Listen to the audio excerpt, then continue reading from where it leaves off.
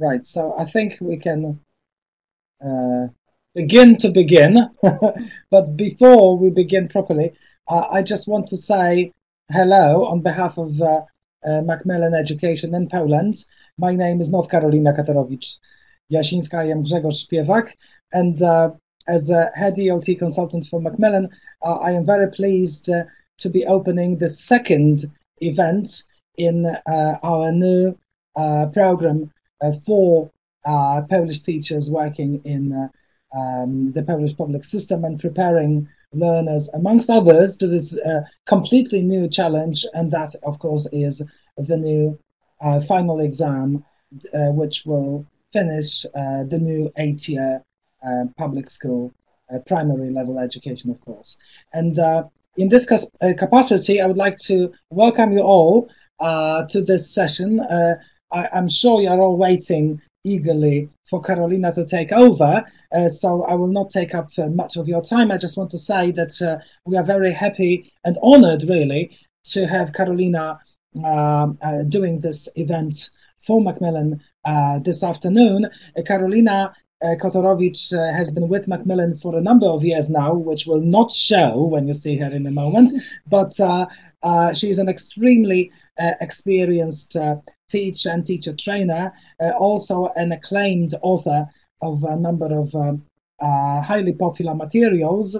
And amongst others, she has also been instrumental in shaping up this very program, researching a lot of the documentation as it came our way. And it was in particular the dialogue between Karolina and myself that was the beginning of the shape of our teacher training sessions that we started out for you at the beginning of the year, and whose natural development is the current national program. So, as I said, I am very, very pleased to be hosting this for Karolina, and without any further ado, there she is, and now things will be right, and the ascription will actually match the pace. All right, so I'll leave you in very capable hands. Enjoy the session.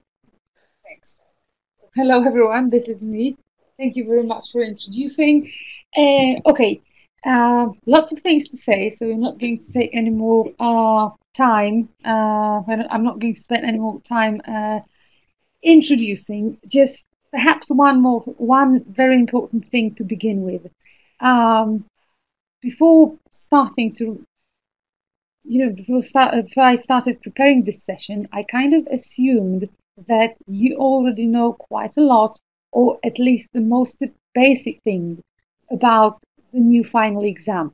Now, if you don't, if any of these things will prove completely new to you, I strongly encourage you to watch the presentation prepared by my friend Grzegorz Śpiewak here, and get acquainted with this, with his conference as soon as possible, because this is where you will find more theoretical information as to the format of the exam, as to the particular skills, and some basic information about the task types in the new 8th graders exam.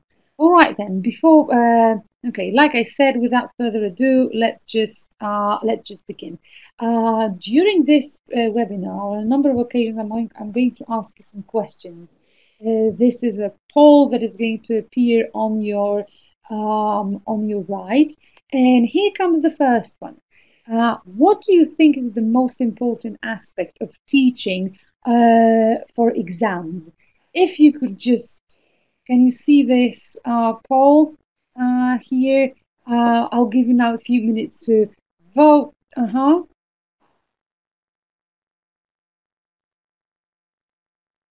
Okay, just a little bit more, a bit more. Thank you for participating. And I think we've got all the answers. Do we? Okay. Now, okay, so as you can see the results, right? The most important thing be it an exam course or any other course, it's still teaching. And basically, this is the distinction between teaching and testing that I'd like to base this webinar on. So, well, I would say that the new core curriculum and the new legal regulations kind of force us to move towards teaching and move further away from testing, despite the fact that at the end of the primary school there is going to be an exam, quite a serious exam, high-stake exam. It is still teaching that matters the most. All right, then, what does that basically mean? What are the differences between teaching for exams and testing for exams? Well, there are several aspects of an exam course or any other language course that need to be taken into account to make sure that we teach and not only test. To begin with, a number of process-oriented techniques should be used and included. Then it is important for students to develop their knowledge and skills and not only become trained guessers and be, becoming better and better at guesswork. Also, when we want to teach and not just test, we have to kind of make sure that our students do get engaged in some kind of deep processing as often as possible. And finally, despite the fact that, well, there is no oral part of the exam, as much meaningful language production as possible. And as an introduction to this webinar, before we kind of look at different tasks and different course book tasks and different procedures, this is going to be the introduction to the webinar. Let me now go over these points. So, well, process-oriented techniques. It is very important that, well, whatever we do in the lesson, we are more interested on how things work and not just the final product of that activity. We can achieve that by an extended introduction to any, and there's a spelling mistake, my apology for that, an extended introduction. In other words, in any good reading or listening lesson, the reading or the listening part is just the very last phase, right? Whatever happens before is supposed to help students understand that particular text. How can we do that? How can we move away from testing, to teaching, even when we are dealing with a typical exam task? All right, then, this is a task taken from this year's edition of the middle school exam. Now, what can we do to help students deal with this test? Well, for instance, before they choose the correct answer, we can always ask them to read this text for meaning. Another thing that we could do is perhaps write some words on the board, such as grizzly bear or car, incident, run, and ask students to come up with a text or with a story that joins all of these together. So like I said, in order to move away from testing to teaching, even if we are working on a test task, we can make sure we do it by extended introduction. It's not only how we begin, but also how we end dealing with the task in the lesson that matters. I would say that the procedures for checking answers are very important. What very often happens in a testing situation, in an exam course, is that we allow students to shout out the answers, 1A, 2B, 3D, and so on, and which unfortunately to most students does not lead to much understanding, or even it is even possible that some students do not really catch the right answer. So how about this? In order to change, move away from testing and more to teaching, why don't we write this on the board and actually let students process the answers for a while? Maybe we could let students process these answers in pairs, right? Maybe, we will witness some kind of moments of epiphany, such as, why do you have two? Why do you have A here? Because it said after this and not, and so on. Okay? So this is basically how we begin dealing with a task and how we end dealing with a task that can change or transfer this testing situation or testing into teaching. Okay. Another important aspect of teaching as opposed to testing is developing students' knowledge and not just working on their guesswork skills. Let me quote some research conducted and comparing skilled and unskilled readers, which will help me prove a point how important the knowledge of language actually is in getting the answers right and actually understanding the text. Researchers studying reading skills have shown that skilled readers are those who actually understand the language within the text. In other words, they decode input in an automatic way. They don't need to double check for their understanding. They don't need to go backwards and reread certain parts of the text again. And most importantly, they don't need to compensate with their gaps in understanding because they actually understand the text. It is the unskilled readers that need to check the accuracy of their decoding more often. In other words, they are not sure if they understand the text well enough. They need to draw upon the evidence in the text. They have to kind of figure out certain things, reread certain things. And well, let's face it, guess the meaning. Okay?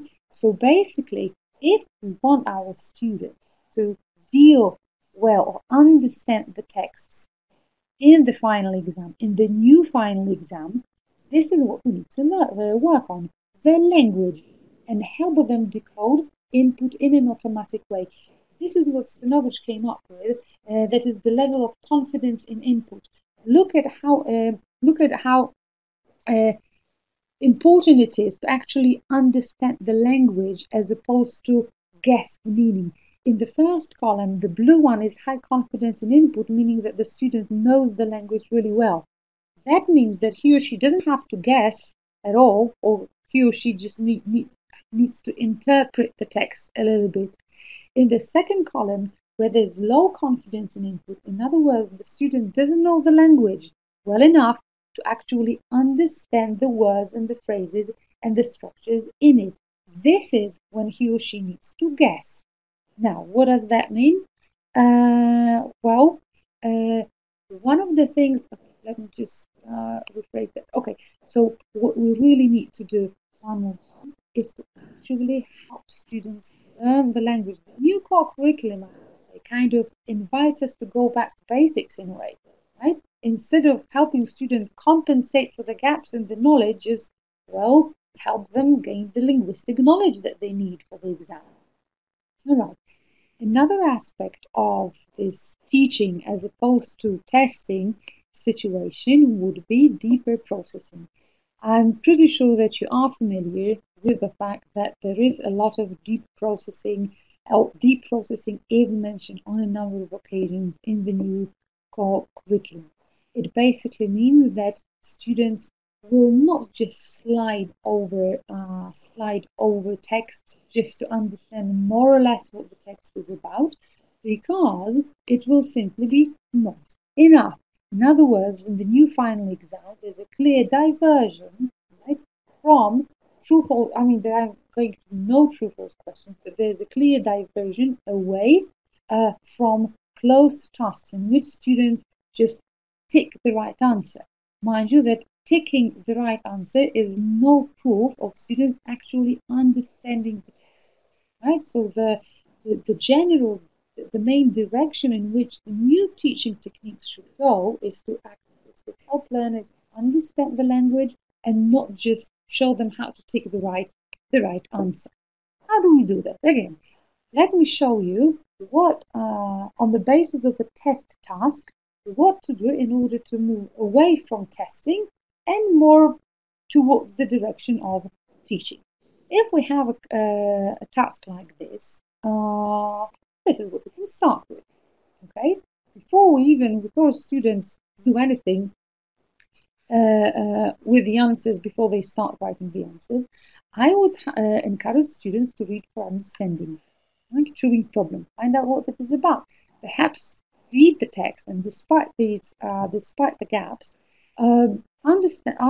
summarize the text with one sentence. Okay? Once students read for understanding, we could have a brief discussion as to what part of speech is missing in each gap. Okay? Then perhaps, and this is what a deep understanding is all about, okay? Perhaps try to figure out what actually is missing, what word is missing, and maybe write a prayer work activity for your friend. Also, write a multiple choice activity for your friend. Okay, so just ticking or matching or putting a line between two elements is not really much of an effort for the brain. Right? In order to deepen the level of processing, we need to kind of ask all sorts of additional questions if we want to change this testing experience into teaching experience. Another thing that we could do is this, right? Change it into a more linguistic exercise. So now, how many words can you make from danger, eat, give, simple, stick or thing? Okay? And this is when students come up to start with a kind of linguistic approach towards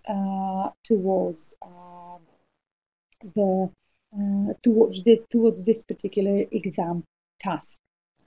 Okay, now having said that, we've got one more element which differentiates the teaching from testing, and this is meaningful language production. Now again, what does that mean? Well, this is testing, and I'm pretty sure you will agree with me. Like I said, just ticking the correct answer, well, perhaps it tests something, but it for sure does not teach too much. So, well, the very first, the most obvious thing to do with this exercise, to change it from testing to teaching, would be to cover the answers. This is what I usually start with when I have some multiple choice questions when I do multiple choice questions lesson during the lesson with my students. Okay, another possibility, something that forces students to actually generate the language of their own. We could write this on the board, right?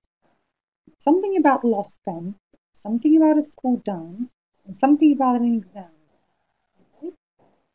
What is it that you can say to your friend about a lost pen, or borrowed pen maybe? What is it that you can tell your friend, your school friend, your classmate about a school dance?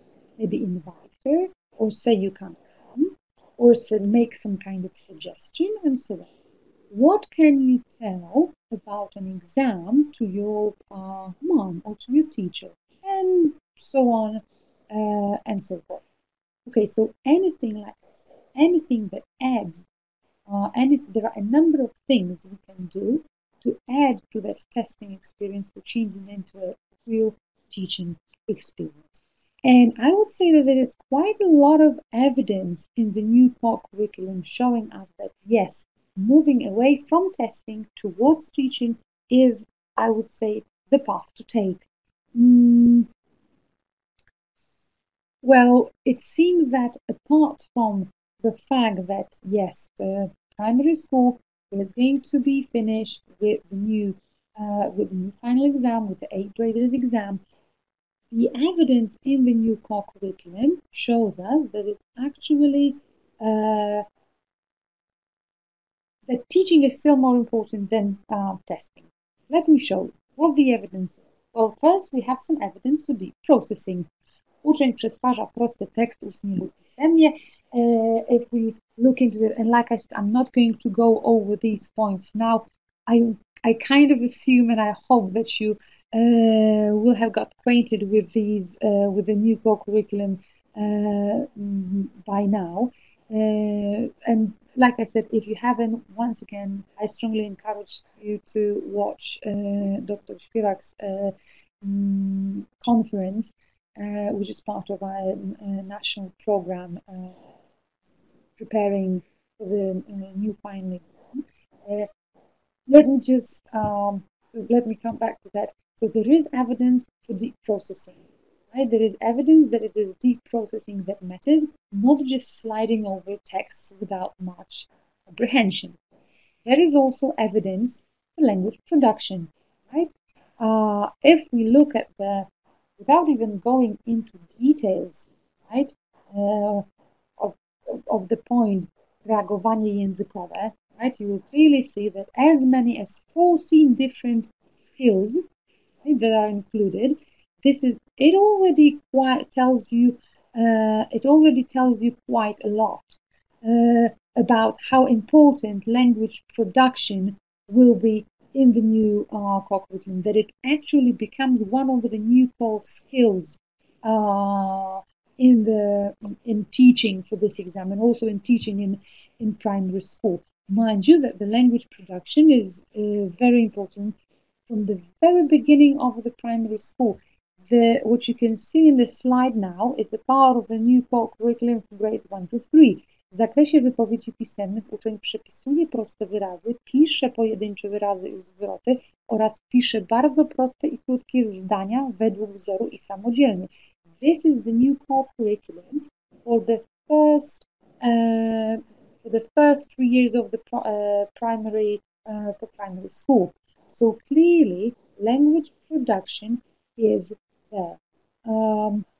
Another thing that another kind of evidence that we can find in the new core curriculum is that, is the evidence for sound linguistic knowledge to be absolutely essential when it comes to the success on the new final exam. Why? Because there are going to be plenty of open tasks without the knowledge of the language, without knowing the words, without knowing vocabulary, and without knowing a great deal of grammatical structures, those students will not be able to do them.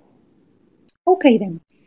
Now, summarizing this part of the webinar, which, like I said, was an introduction, there are 3 aspects of preparing students for the final exam. To begin with, we need to make sure that we aim at thorough understanding of text. Okay, students have to be able to decode the input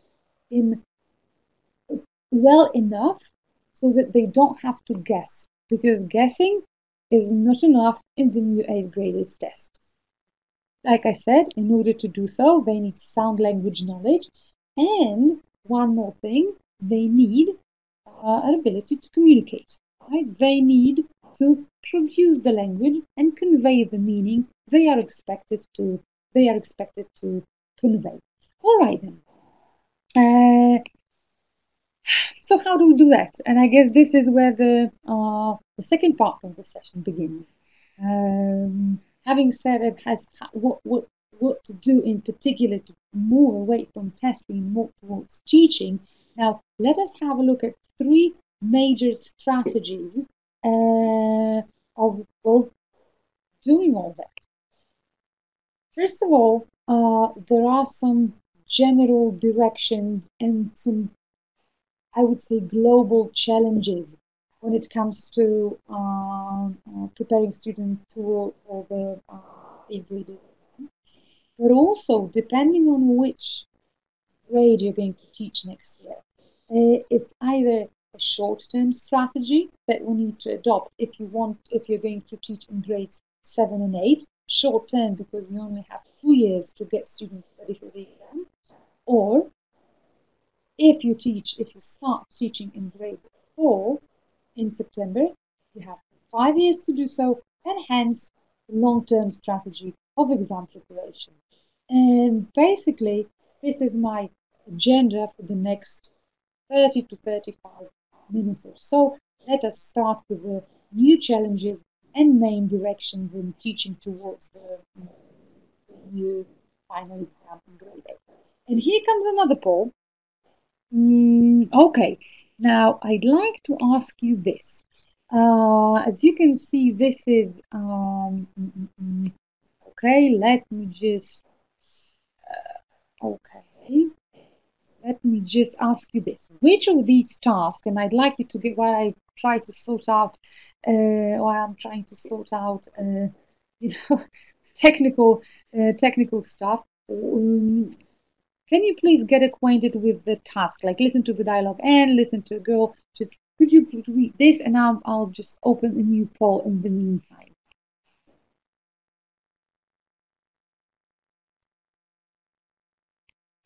Okay, I hope you're ready. Now, which of these tasks is the easiest? Oh, and let me just. Which of these tasks is the easiest? A, B, or C?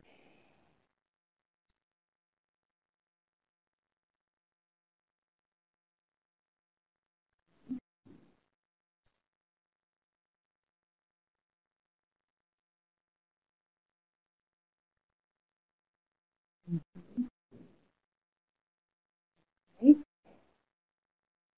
Good. Let me. I'm pretty sure that you want to see the answers.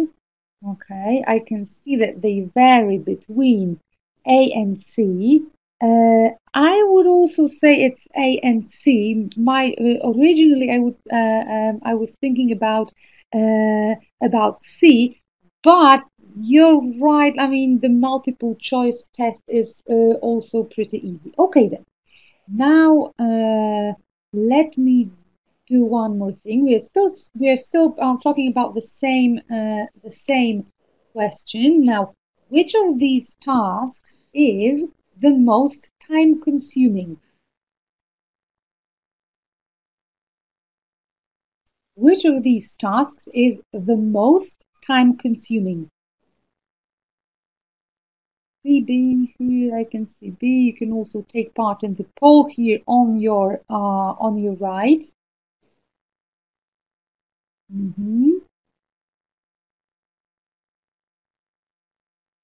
Okay, the most time consuming.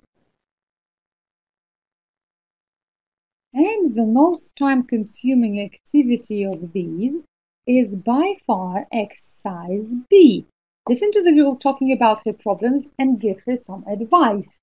Now, what students have to do in this exercise is to listen, either remember or take notes, and then also produce a little bit of language. So definitely, I would say that B is the most time-consuming. Will take the most time during the lesson. And one final okay, let me just edit that. One final kind of round with the same poll. Which of these tasks is the most effective? Oh, in other words, which of these tasks forces students to actually listen to the text?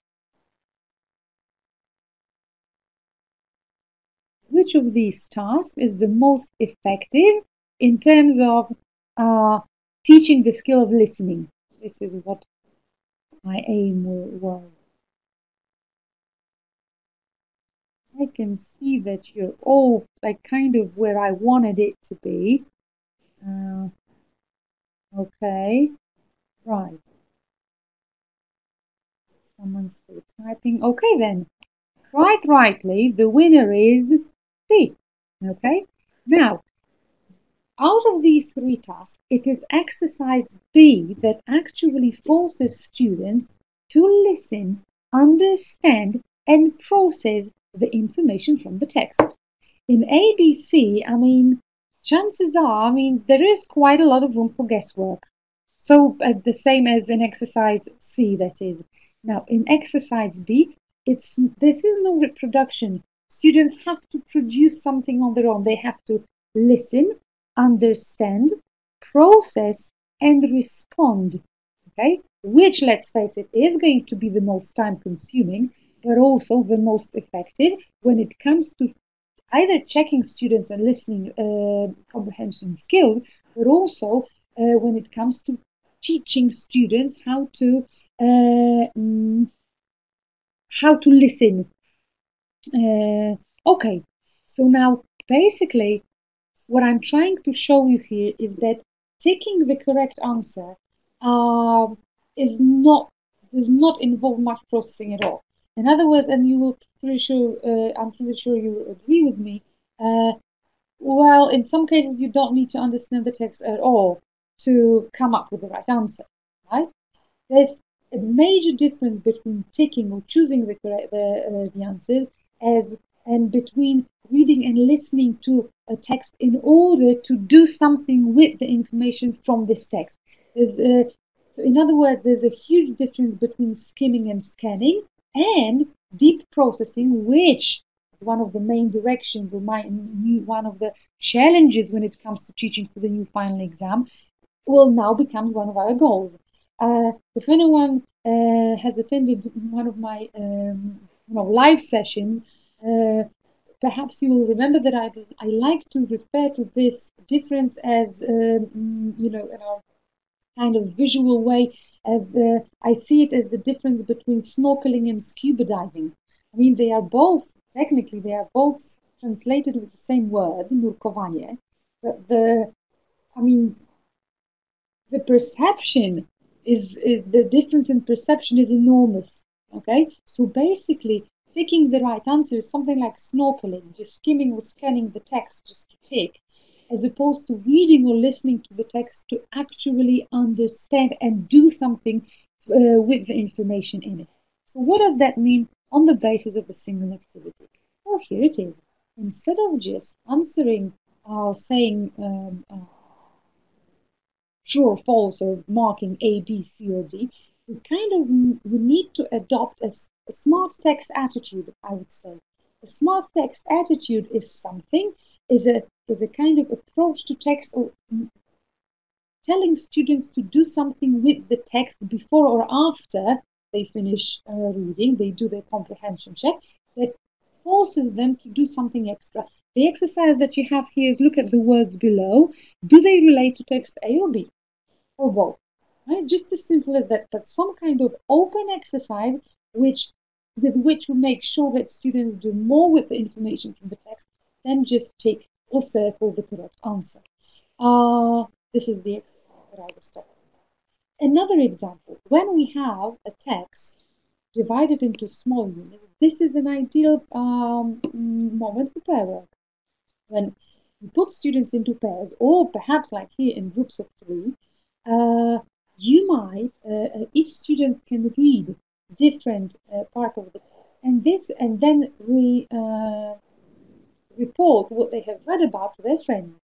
This is exactly when they have to understand the text, not by ticking, not just when they want to tick the correct answer, but when they have to read it and then report on that.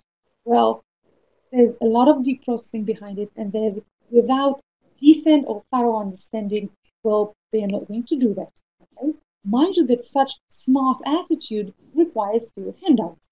They are not going to teach students to read better or in a more skillful way.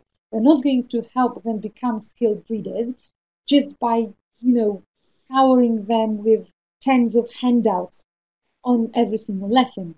Right? If we want to help students read more effectively, it's better to work in different ways of one particular text, then give students 3 different texts to read, each of them followed with a true-false exercise or multiple choice test. Okay? Another way of making students think and making sure that they have to understand the text is by asking some thought-provoking, and let me just double check the time. Okay. By asking more thought-provoking tasks, or giving more thought-provoking tasks or more thought-provoking questions. For instance, Imagine you're on holiday in London and you've just visited Buckingham Palace. Write an email to your friends saying what you liked more. Students have to read the text, understand it well enough to use this information for another linguistic, mind you, another linguistic purpose. Write a quiz for your friend. Writing test tasks for your friends requires so much more processing than just answering those questions. Okay, mind you that another main direction in which we should go is kind of putting it all into students' hands, I would say. So, in other words, the best materials are those that are generated by the students, not by the teacher. In other words, which kind of leads us to the point of fewer handouts again, and fewer worksheets, and fewer photocopiable materials. Why? Because when students do this, for instance,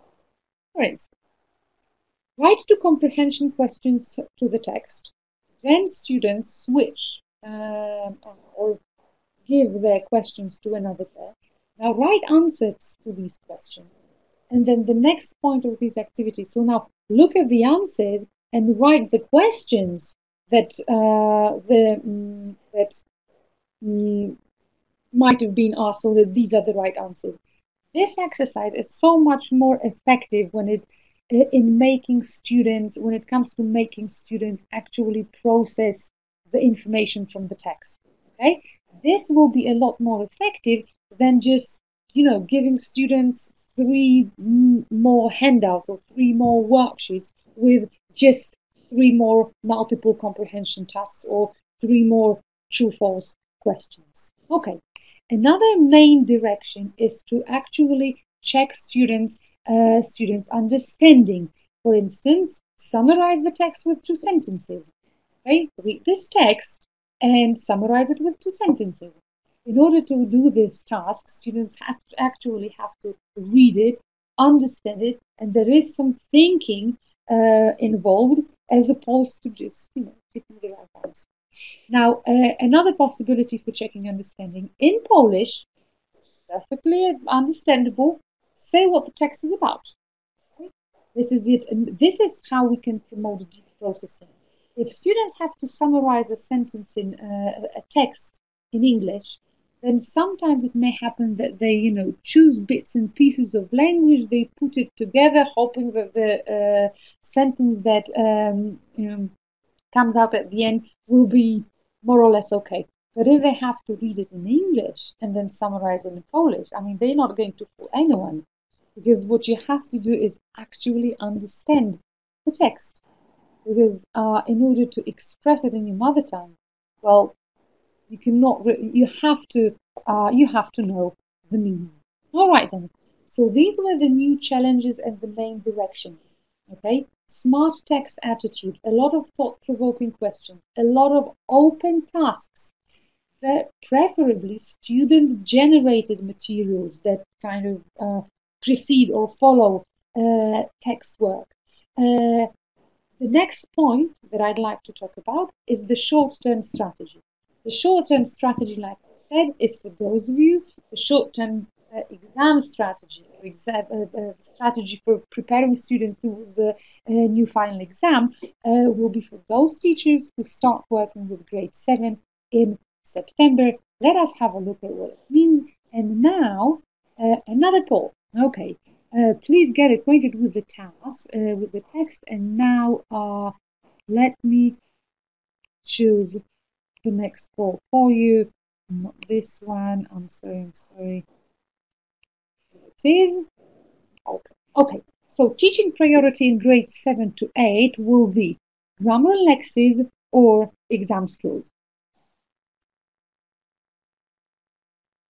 Okay. Great. Mind you, it's grade 7 and 8.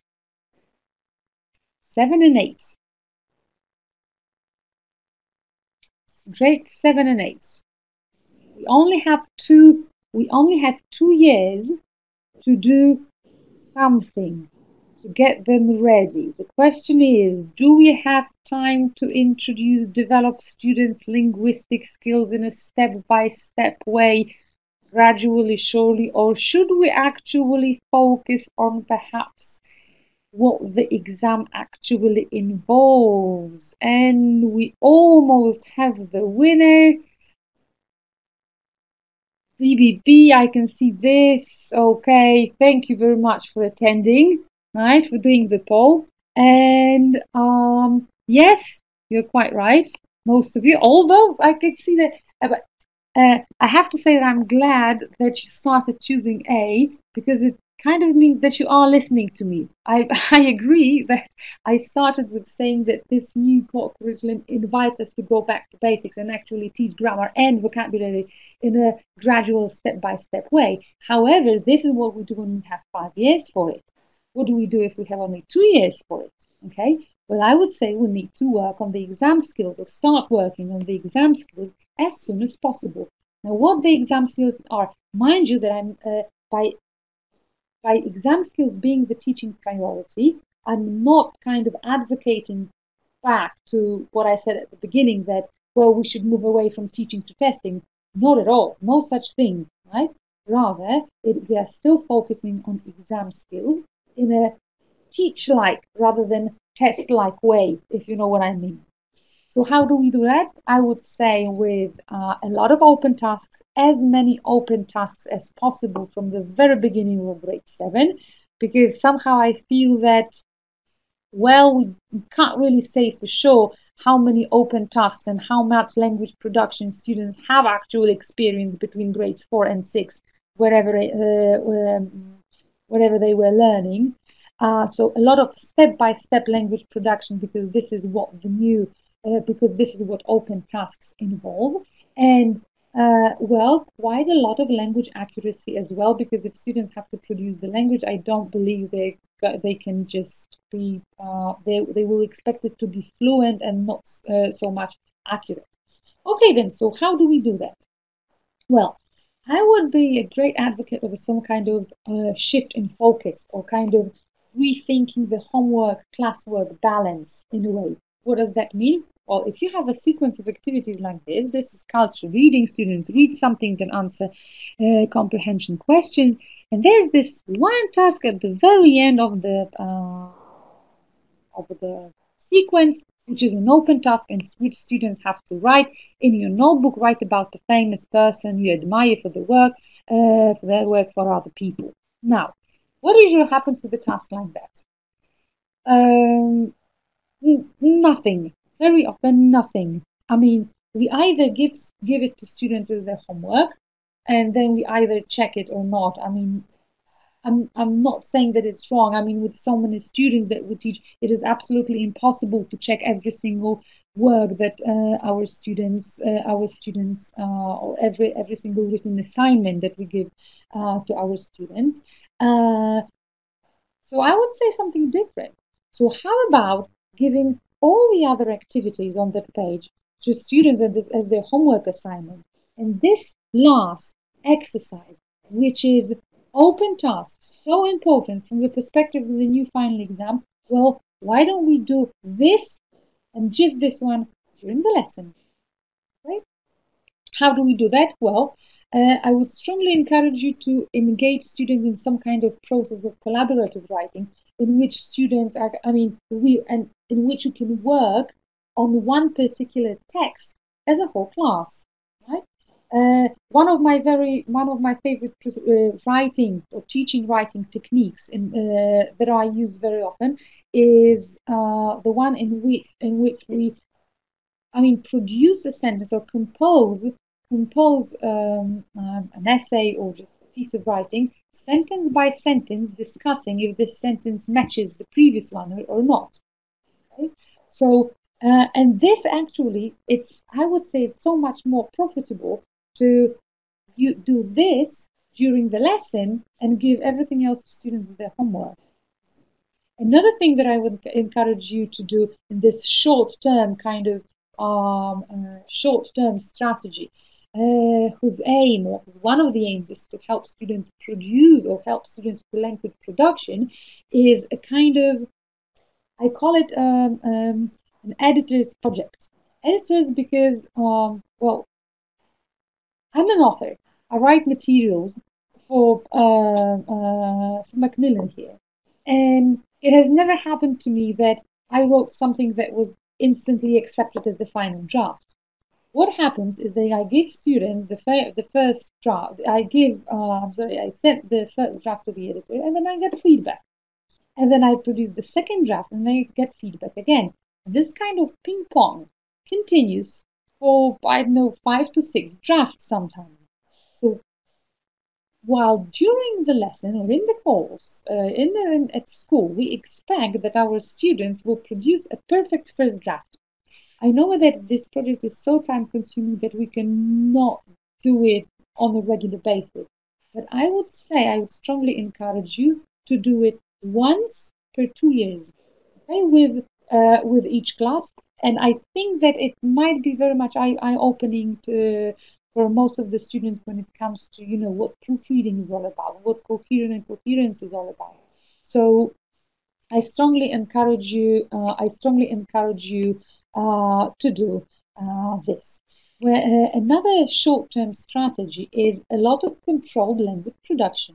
With students, there are so many open tasks during the exam, the new final exam. So just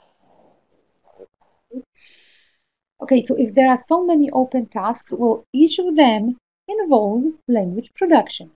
Now that we have 2 years, right, in order, to get students ready for this language production, we'll start with something controlled and to be developed in a step-by-step manner. Mind you that controlled language production doesn't have to be a part of a production skills section, right? So we can work on controlled language production not only when we practice speaking or writing, but like in the example here, when we practice grammar. Okay, in your notebooks, write sentences about the situations below using the phrases in the box. This is exactly what it is. We start with the basics. Start with writing 1 or 2 sentences, or just one sentence, and then a response maybe to it. But this is what controlled language is all about. Another example of controlled language production is you will find in this section. Here, this is a section in speaking in which students find a model text, as you can see on the top of the page, and then just in the middle of the page, you have this task, prepare a dialogue. This is nothing else but a controlled language production. Write something on your own, but let's take things slowly, right? To begin with, just change the blue phrases and blue words with your own, or substitute them with your own ideas. Okay? So in this short-term plan, this is one of the things we need to do. We have to get students acquainted with language production, starting with very small steps, because this is what they will have to do during the exam. Okay. So when it comes to that short-term strategy, a lot of exam skills, however, not necessarily in that test-like manner, but teach-like manner. A lot of language, a lot of open tasks, and at least a little bit of language production, but at the very beginning of September of grade 7, with small steps, kind of expecting students to gradually produce longer and longer stretches of language. All right then, and then we have the third point for today, which is the long-term strategy for grades 4 to 8. And this is when teaching should definitely go back to basics. We have plenty of time. We are focusing on developing sound linguistic knowledge, in other words, of vocabulary and grammar. Now, obviously, we need to do it. It's not enough to just, scour our students with as many words and as many structures. It's more important to teach it or teach them in such a way that they actually stick. In other words, we need to introduce that in a kind of step-by-step manner to make sure that at the end of this process we have the long-term retention. So in other words, that students actually remember this for a long time, or as long as possible, or preferably at least until the 8th graders exam. And again, how do we do that? One more time, I feel there are several aspects that are important in this respect. To begin with, we need to ensure that students have multiple processing demands, that the book, the material offers multiple processing demands. We need to make sure that students, at least from time to time, get engaged in some kind of off-language, we offer some kind of off-language focus so that language is just a byproduct and they actually do something else, have fun, do charades, do crossword puzzles, and so on. This will definitely help us with emotional engagement. And mind you that if the moment emotions are involved in the language learning or in any learning, this is when learning becomes more effective. And we might do this by, or maybe in other words, all of these will ensure some kind of brain friendliness.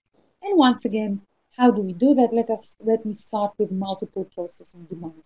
I'm pretty sure that you're familiar with the fact that the more decisions a learner needs to take about a language item, the more memorable that language item becomes. So now, how do we do that? Okay, it's not so much about giving students 10 vocabulary tasks instead of 3, 7 of which have to be done at home. It's not really the case.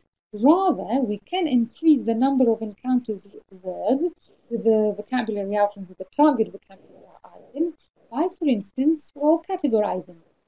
Give students this vocabulary set: cabbage, egg, broccoli, pineapple, pork, dinner, bacon, biscuit, onion, rice, cauliflower, salmon, and ask, how many categories can you see?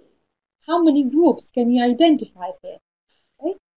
Students, so we have vegetables, we have meat, we have some things that I eat at home, things that I eat for lunch at school, things that I like, things that I don't like, and so on. And each time a learner goes through this vocabulary set to put the words into one of the categories, this is a decision about a vocabulary item that is taken that adds to the final retention. This is an example from Brainy this time. Work in pairs, and students have to come up with different words from categories. It's a game. Zagrajcie w You've Got 5 Seconds. Uczeń A wybiera dowolną literę alfabetu, uczeń B wybiera jedną z kategorii, do których należą słowa poznane w rozdziałach. For example, M, possession beginning with the letter M is memory stick. Or maybe, I don't know, S, the other student says clothes, and you have to give a word beginning with S and the category clothes, for example, skirt, and so on. Okay? So this is how we can increase the number of encounters with the word. We can also increase the number of encounters with the words by good beginnings, by good lesson beginnings. How can we do that? Well, in Brainy, this is done in the form of a quick check. Posłuchaj 4 zestawów dźwięków, zapamiętaj, potem nazwij czynność. Posłuchaj 4 dialogów, zapisz w zeszycie, co mówiła każda osoba. This is something very quick at the beginning of the lesson that brings up the material from the previous lesson. Apart from making sure that students process the language in a number of ways, in a number of different ways, and in a number of occasions, we need to make sure that, at least from time to time, students think about something else than just the language. How do we do that? Well, here we have a typical regular verbs exercise, right, in which all students do is choose the correct answer. Another exercise that I want to show you does exactly the same thing, but it's a game, Ludo, right? So the good old Hinchik.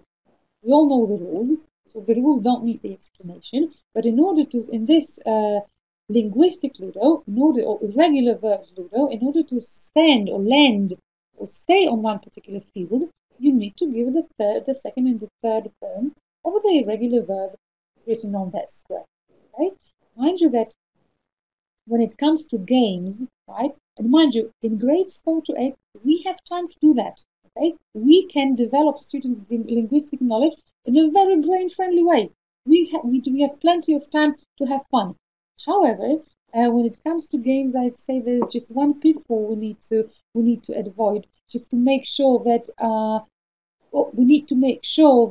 the games we introduce actually serve a purpose, or in other words, serve a linguistic purpose. Okay, so it's not just a game for the sake of game itself, right?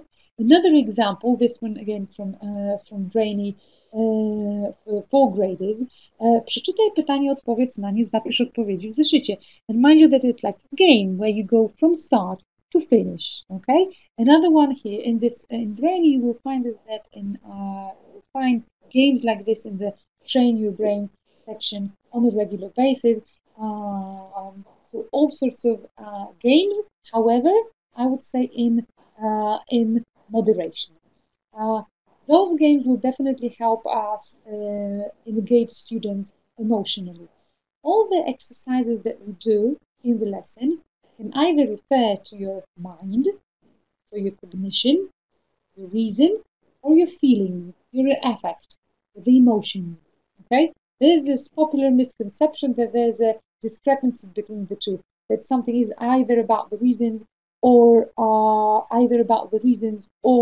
about emotions. Well, not necessarily. The most successful cognitive, the most successful tasks, and here comes another poll for you. Okay, the most effective tasks are, okay, either cognitively demanding, in other words, difficult, B, effectively engaging, and that is referring to your emotions, introducing, your personal attitudes, your feelings, or element of fun, or perhaps one more thing that is different. Let me open that poll. Would you say that the more difficult the better, or the funnier the better, or perhaps something else will be more important? There are people, okay, we have some risk takers here in the audience voting for C. Good. Okay. For some reason, nobody votes that the more difficult, the better. Okay. I don't believe that we have also only lenient teachers or giving easy tests and easy tasks to students. Okay. BB. Okay. Okay, that's all. I think everybody has voted. Now, my idea is that the best students, and hello to all the risk takers, are those that are both difficult and fun. And mind you, these two are not mutually exclusive. Doesn't mean that a task can't be difficult yet at the same time entertaining. So in other words, the language processing demands should be or can be easily joined with or paired up with enjoyment. How? Let me show you this exercise. That's a task that I borrowed at some point from my colleague Grzegorz Śpiewak. Well, let's face it, a regular vocabulary list is neither difficult to read out or to go over, nor fun. But if we take a part of it and ask students to choose the odd one out, it's something that will keep students occupied. Now, what can happen is that, mind you that the word students choose from is pen, pencil case, rubber, school bag. This is already quite a difficult set. Normally, when students choose the odd one out, it's something like pen, pencil, rubber, mountain. Right? It's obviously wrong. Here, none of these is obviously wrong. Okay, so whatever students come up with that makes them process the language over again, and once again, this odd one out is more difficult than a regular odd one out, will be definitely more. It will help students remember the material better. So let's say that we choose pencil case because there are two words in this name. Okay, so we say that pencil case is out, and we can choose another one out. We are left with pen, pencil, rubber, school bag. So maybe pen, pencil, maybe school bag is the odd one out because everything else can fit into it. And we can continue this activity and choose yet another one out and yet another one out. Another form of this that I came up with is actually changing it into grammar. Now, if we tell students to choose, I once told my student to choose the odd one out from these: isn't, won't, can't, couldn't, doesn't. The first thing they told me was isn't, because you can say isn't good, isn't bad, isn't true, and you can't say won't, true, can't, true, and so on. Okay, all right. So I told them, okay, so choose another one out. And this is how we started kind of going over, a short kind of grammar revision based on auxiliary. Okay, then, if another way in which we can pair up language processing with enjoyment is a grammar project, which, like I said, is one of the ways in which the processing of grammar that the course book Brainy offers, right? On a regular basis, you will find their grammar projects, okay, in which students will take the language input that they have learned, the grammar that they have studied, and they need to do something creative with it. For example, a paper had, for example, here, or look at this, two projects to choose from. Number one. Zaprojektuj stoisko z jedzeniem, na którym zaprezentujesz wybrane zagadnienie gramatyczne z rozdziału 7. Lub pomyśl, jakie produkty możesz mieć w swojej lodówce, a jakich chcesz nie mieć. Opisz ich zawartość. In my brief there is a lot of there are, there isn't, there aren't, and so on. Okay then. Mind you, I'm pretty sure that all of these activities that help students process the language in the way they want, introducing a great deal of enjoyment into the language learning, but also making the setting high processing demands and giving students a decent cognitive challenge will all add up to brain friendliness, which, as we know, has recently become so popular, especially now that we know that it is the brain that decides whether something is worth learning or not. Okay, then, summing up, I'm 1 minute behind time, so I hope you will forgive me for that. What I wanted to show you today is that the new core curriculum is all about the new approaches towards teaching and testing, moving away from testing and more on to teaching. Then there's this short-term strategy for skills development in grades 7 and 8. And finally, there is the long-term strategy for good language retention when we go back to basics and teach vocabulary and structures in a step-by-step manner. Thank you very much for your attention. And somebody has just sneaked in here, so the floor is yours. There I am again. I am still not Karolina Kotorowicz-Jasińska, but I hope that you've had a wonderful time. Karolina, this is now your well-deserved thanks being given by people on the chats. It was a great session, wasn't it? And more are coming up.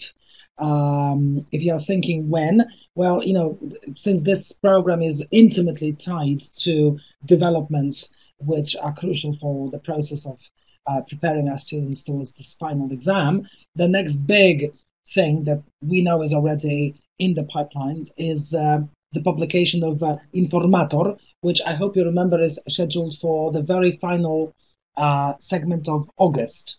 So our plan is to do a big session analyzing Informator as soon as it is out. So please be on the lookout. Of course, we'll be sending out information to you in the normal way, but I can already announce this because that obviously is going to be a major game changer. We will have to confirm or reconfirm our initial intuitions and perhaps also have, more than likely, have all kinds of new information and details that we can think about. So as I say, pencil that in for the kind of back to school session with us, and I'm sure that it will be very, very interesting. I also want to remind you that this program is designed in such a way that its opening few months are open to everybody, because we want to show you the kind of expertise that at Macmillan we can offer to you throughout this whole preparation process. But also please remember that we intend to close this program as of September 16th, and from then on it will be available to Macmillan customers only. In other words, those that whether are teachers like you or students that use our own Macmillan materials. So I certainly hope on behalf of all of us here that you will either continue to be or will choose to be one of the people in this growing and very, very distinguished community of EFL professionals. And if so, I hope that we will have a chance to continue giving you this support also after we close our program to the general public. So that's all from us for today. Enjoy what is shaping up to be a beautiful weekend. So I hope you'll get some well-deserved rest and get ready for the final few weeks of the school year. Thank you very much once again. Thank you, Carolina, for a wonderful, inspiring session, and see you all at the end of August.